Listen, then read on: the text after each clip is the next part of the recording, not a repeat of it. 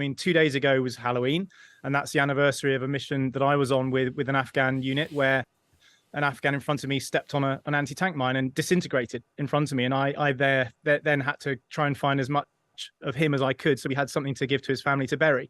So to be told, as many of these people left behind are, that they didn't have a close enough relationship or demonstrate enough of a relationship with the British to justify being removed is just, it's unacceptable. It's shocking, but it's also shameful.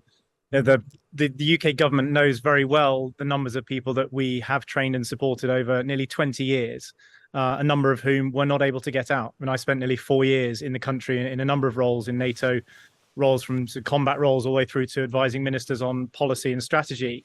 And therefore have been privileged to see many of these units, these specific units and units like them, fight bravely and loyally alongside the Brits.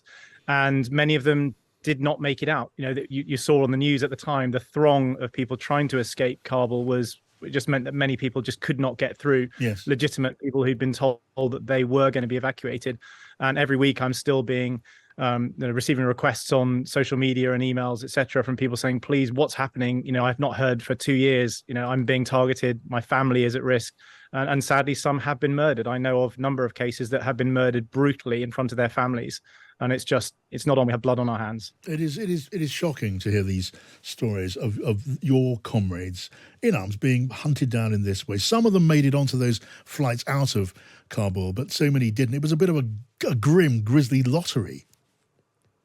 Yeah, I think that the intent was laudable at the time, that we were genuinely trying to get as many people out as we could, and the troops and other members of government departments, locally forward, tactically forward, were doing everything they could in their power to get as many out in the time frame available.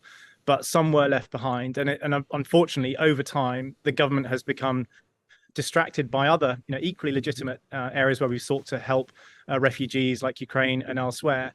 And it feels like they've just lost interest in these people who believed what they were told by the British government, that they would be helped, they would be supported to be evacuated, because everyone accepts that they are absolutely at risk of being killed or tortured if they are found, and they just feel completely let down and betrayed. But everyone accepts that they're at grave risk, those who have survived. But it is said, isn't it, within government, their right to come to this country alongside other Afghans who have been allowed into this country is not being accepted. They're not being given the rights that were promised and given to some of those who were part of British operations. Why on earth could that be? How could that be justified?